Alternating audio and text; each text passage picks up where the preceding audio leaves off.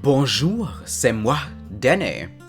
Welcome back to another episode of Deadly Premonition 2, A Blessing in Disguise.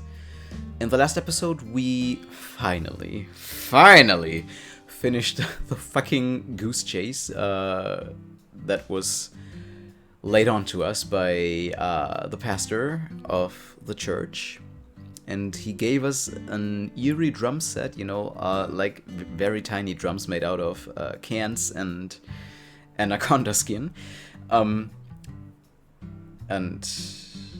still in the church, when we got the drums, we found a prescription from, well, the pastor, who also is a doctor, obviously, for female hormones, for a female hormone treatment for Professor R, or Helena, who is the transgender woman. And, well, we are at her house right now. Of course, she isn't home. And, well, we had a little... Yeah, not run-in, but... Well, Patty told us that her daddy, Melvin, and, well, most of the townsfolk, hates Helena because she's transgender and, people like her shouldn't exist and stuff like that. And there is no way a man could want to be a woman and stuff like that. And, well... York sassed Melvin when he was calling him over the radio. Fortunately, he did, and he also gave Patty a valuable lesson that she should not become her father, so to say. She should not act like her father, or the townsfolk for that matter, when she meets somebody that's different or is part of a minority. And hopefully... she keeps that in mind when she's growing up, and, well, now we're leaving her for her to be picked up by Melvin, by her dad, and we are supposed to go to the Owl's Nest, to the bar, the jazz bar, because we have to drink the firewater, and, yeah, probably enter the singularity again.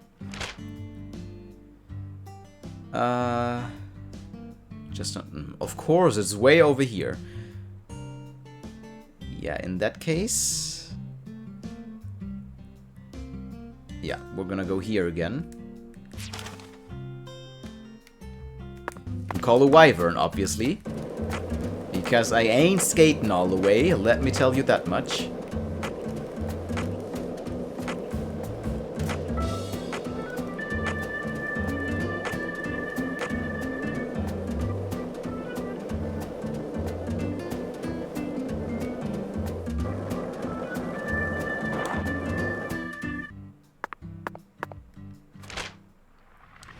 Okay, let's go to the Owl's Nest. Again, I'm just happy that I activated all of the checkpoints while I was playing off-screen, and that I don't have to skate all the way, all over the map, because that would take forever.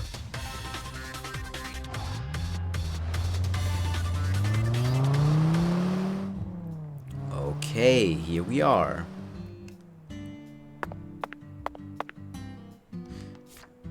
Let me check my album real quick again, because I already missed a few things.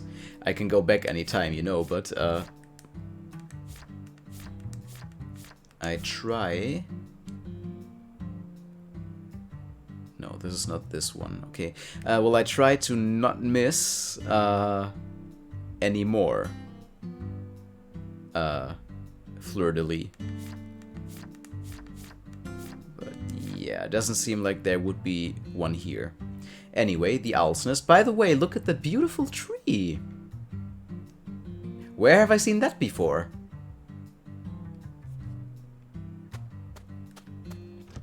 Definitely a sign. Well, the signs are all over the place, right? We found literal trees, literal red trees that probably dropped red seeds all over Le Carré. Even in, yes, Professor R's, Helena's backyard. So, yeah. Curious to see where this will go.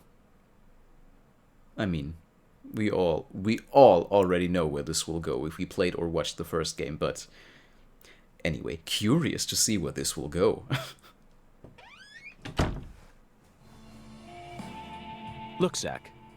That seat is beckoning us. Uh-huh, okay.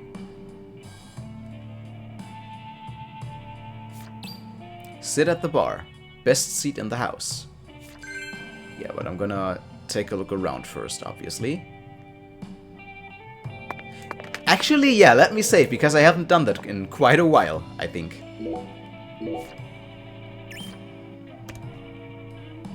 Yes, about an hour ago, I think. My toolbox is here. Can't go in there. How conveniently the chairs are placed. Anyway, still gonna take a look around. And why do I have a feeling that at one point we will be able to go through here? Oh. Okay, forget what I said, maybe not. But maybe we will be able to go in here at one point. Because, you know, this, again, is giving me many flashbacks to the first game. To the Galaxy of Terror bar. What does it say? Jazz Life in... Not in, but something with N. Jazz Life... Oh, New Orleans, obviously. Yeah, okay. Good. Music is good, I'm assuming. No matter what kind of music it is. Yeah, true, I guess. We have a fan glitching into the wall.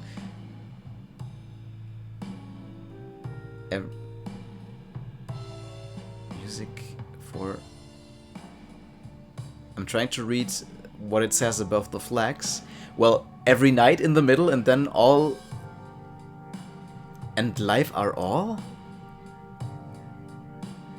For me. Music and life are... music and life are all for me, right? That's what it says. Well, it's very hard to make out, or even if you can make out, it's very hard to make sense of.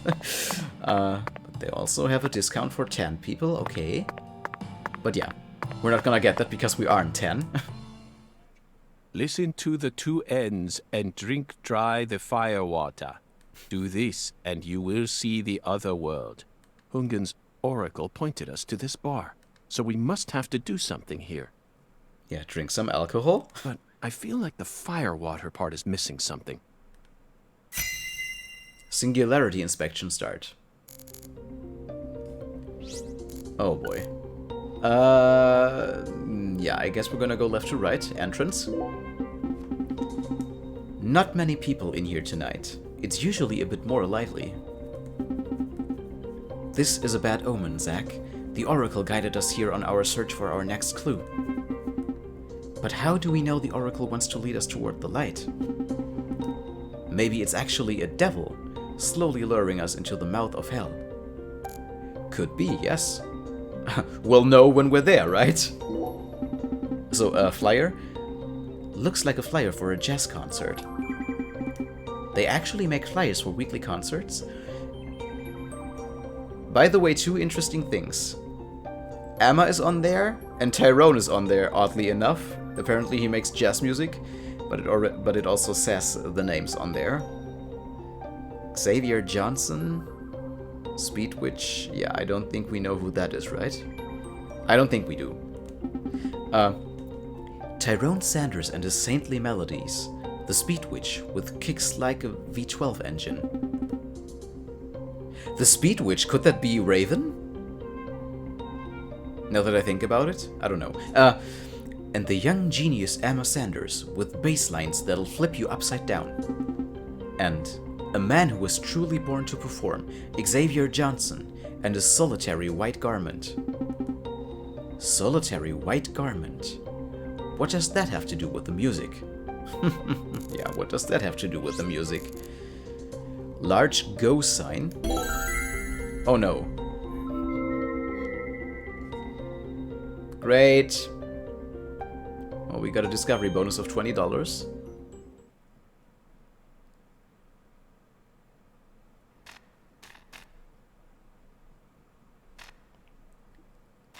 Okay, what's this supposed to tell us?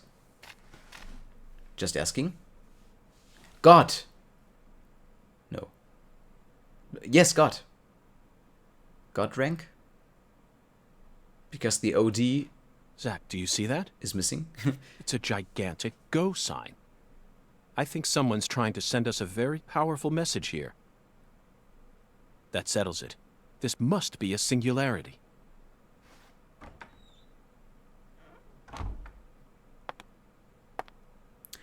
Is this who I think it is? Yes! Beautiful lipstick. The color red suits you. Thank you. Red is the color of life. No human who knows the joy of life would ever hate this color. Or would they? Lena Dauman. Lena Dauman, whatever. AKA Professor R. Maybe. Maybe not. But I know of a drug with a red color that certainly doesn't signify life. It sometimes even steals the lives of those who drown themselves in it. Catch my drift? Before a candle's flame burns out, it burns brighter than ever before, blazing like a shining red star. Don't you think that instant is more valuable than a century of smoldering? Actually, yes. Just saying. That blaze doesn't cast out the darkness. It only emphasizes it.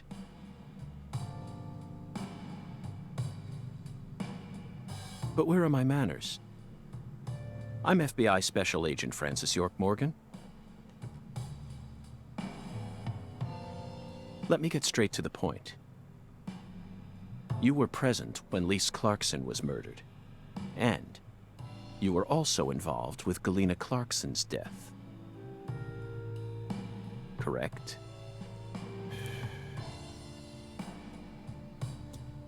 Agent Morgan, are you a man who can hold his liquor? I'd love some firewater. We're similar. You and I. Really?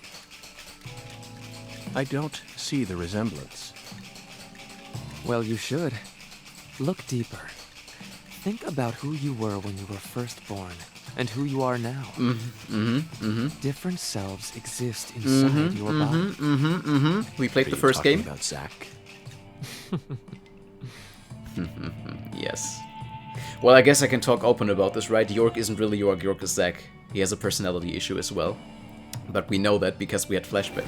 We had future throws, future throws. I don't know. And we've seen that we are Francis Zach Morgan, and back here we are Francis York Morgan. So if you count one, I and was one born together, as a man, but in my heart, I wasn't so. And this is a small town. I experienced far more scorn and discrimination than anyone could ever imagine. Especially from my father. Parents are supposed to raise their children with love. That's the norm, right? they should. Yes. Not for me. I was raised by my father's flesh-seething hatred.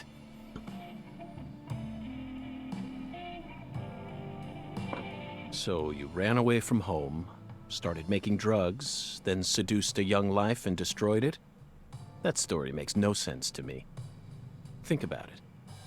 They didn't burn you in a witch hunt, nor did they ever try to take your life. Yet here you are, letting your selfish fantasies drive you to torch the entire town with vengeful fire.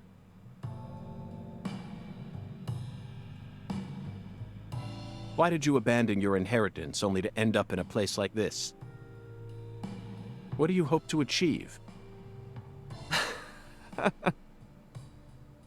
You've already figured out that much. Leonard doesn't exist anymore. He disappeared from me a long time ago. All that's He's a left now Clarkson, oh is my the god! Red Soul. The Red Soul? He's the son. Holy shit! I didn't. The Red Soul gives me strength and courage. I had no idea. And I vowed to use that strength to change this world. The Red Soul has the power to amplify the unique characteristics we all possess. Mentally and physically. That's why I created the holy red powder. So that everyone can enjoy its divine benefits. That's ridiculous. Our world is home to scarier monsters than violence and prejudice. Ugh. Zach. Someday, even your best friend will abandon you. No. Never. And in the end, you'll be all alone. Zack and I will always be together. Yeah, not really. Well, first of all, she drugged us. And second of all, if he was my dad, I would do the same that she did, to be honest. Because, yeah, he also is well, father of the year, right? So, I'm not saying he deserves it, but Daddy! I guess he deserves it. Oh my god! Daddy! Where are you, Daddy? Just like in the first game, he even looks the same. He's wearing the same pajamas. Don't leave me here! Daddy! Please! I can't find Mommy either! By the way, it seems like it's a Don't leave me alone! pre-rendered cutscene because I can see some artifacts going on in the darkness, just saying. You will see that anyway Please, Daddy. because of the compression on YouTube, but I'm seeing it too right now.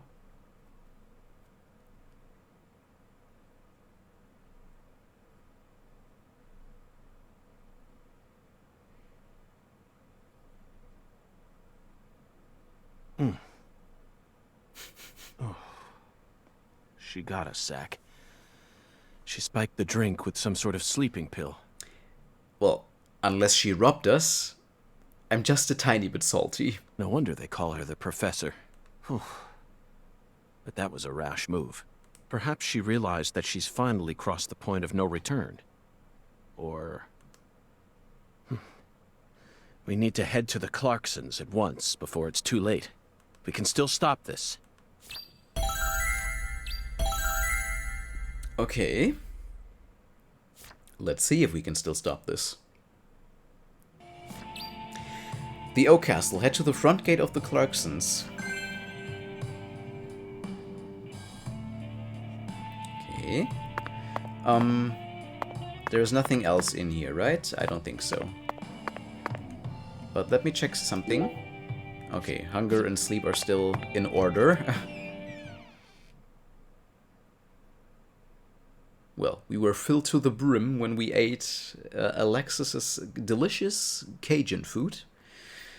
But, well, it's been a while since we had that, so, yeah, you know, always better safe than sorry, just checking if we require fuel. But we don't, at least not yet.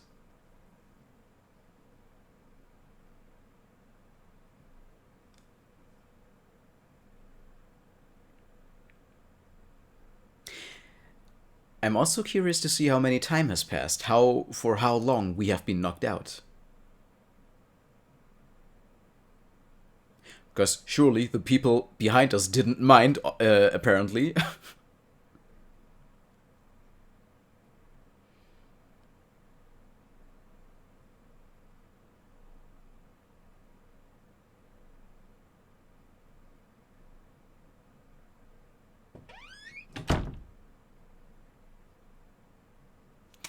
Okay. Can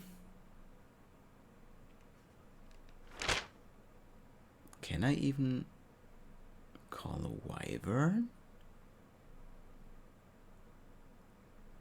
Where am I even supposed to go? Follow the Mississippi River is what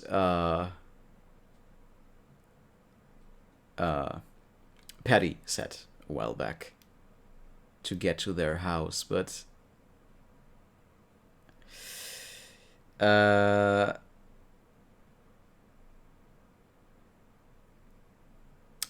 up here, obviously. Okay. Oh, just skate all the way. Holy shit! I'm definitely gonna call a wyvern to the abandoned factory because I ain't skating that far. But it's still quite a distance we have to skate from that point on.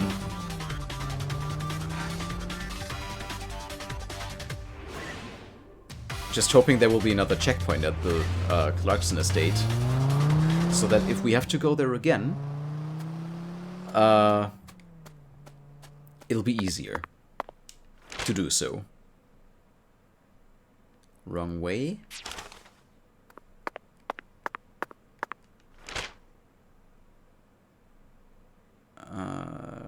Take a right and then just straight ahead. Yes.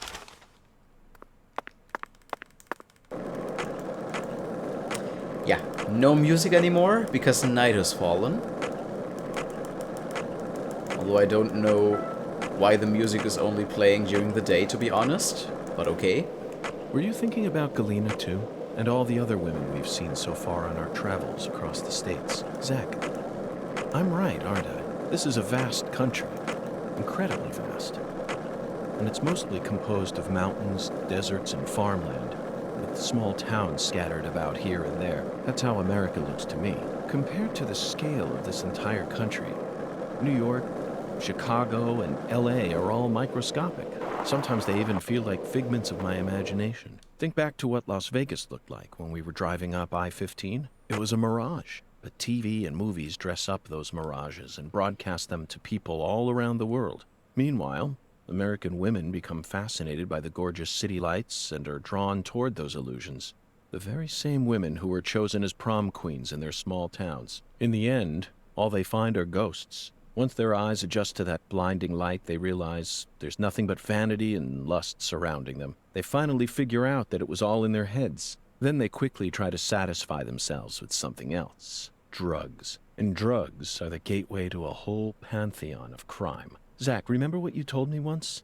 The women who turn to crime aren't the evil ones. The drugs aren't evil either. They're nothing but chemicals. The ones who feed off those women and use them. They're the ones to hate. Let's go, Zach. We need to find the person who's hiding behind Galena and drag them out into the blazing southern sun. Wise words. But I wanted to shoot the UFO. That's why I stopped here. Oh, another bead. Nice. And a sparrow feather.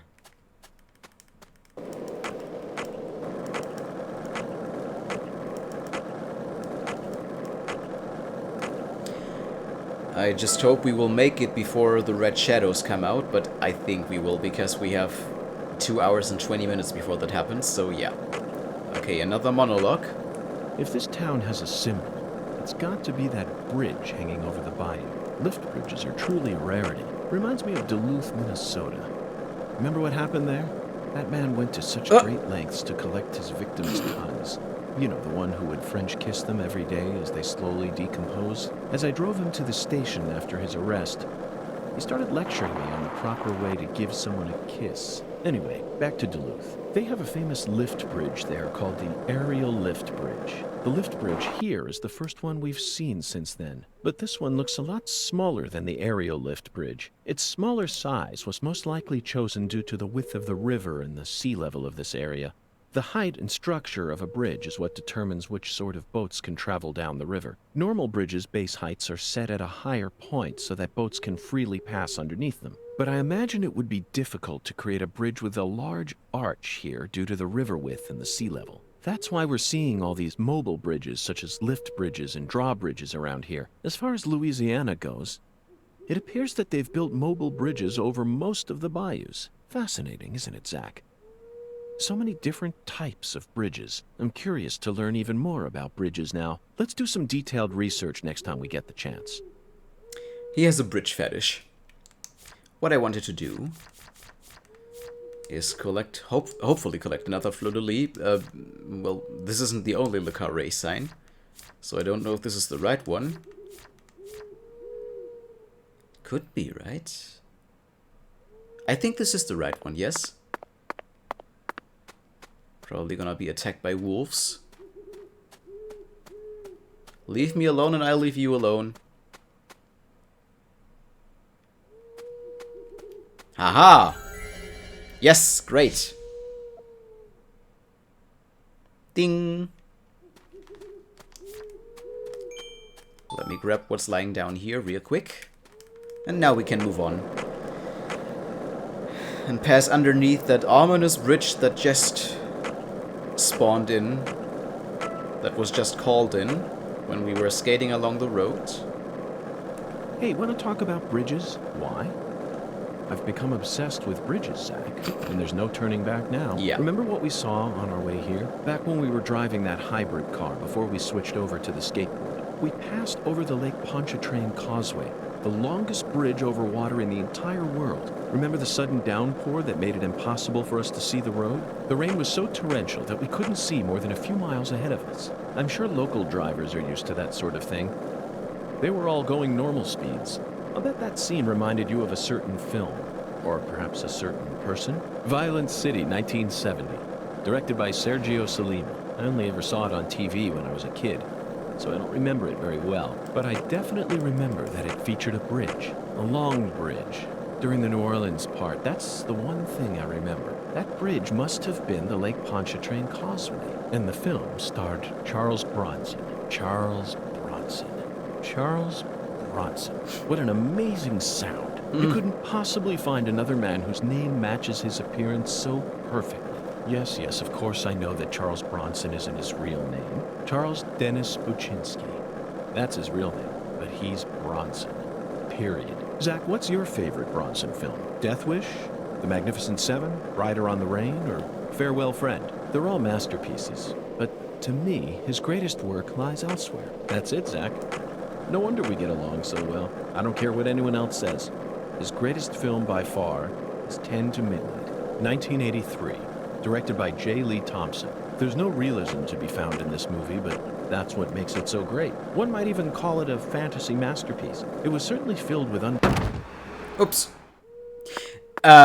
Sorry for that. I wanted to try something, but I didn't think it would knock me off of the skateboard. I was trying to get a sky-high jump, because that's what I've seen on Twitter, when you are on the skateboard and are being hit by a car, but apparently it doesn't work like that.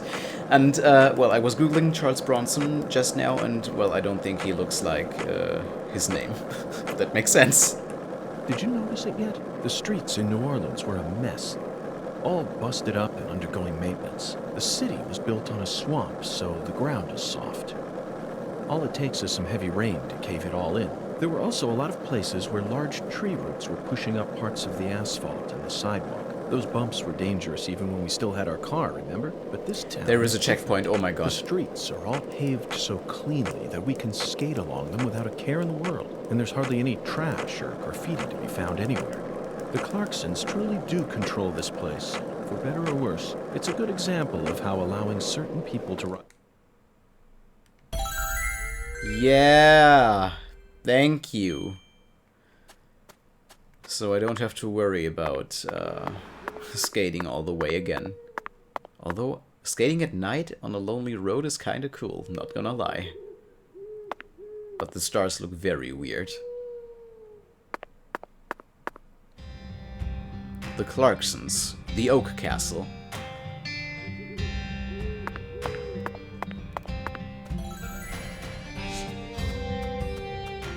They even have their own theme tune. You know they're rich when they do.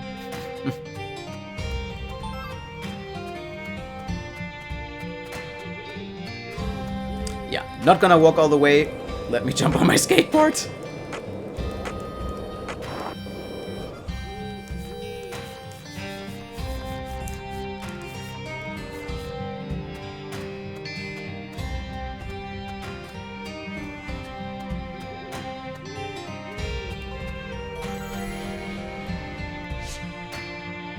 Yes, too fleur-de-lis, great. Oh, before I go in.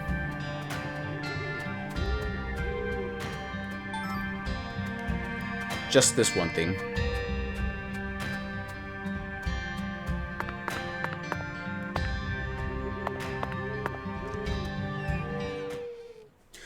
Interesting to see that we can just barge straight in. Although there are guards standing outside. Nobody bats an eye.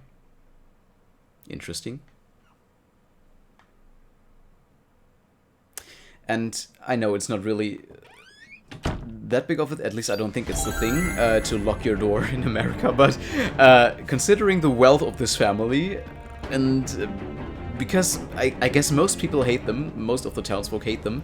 Interesting to see that they haven't locked their doors, in addition to the guards being placed outside. Yeah. But anyway, I knew that we would have another otherworldly sequence. Well, at least sometime soon. Let me save before I go in, definitely.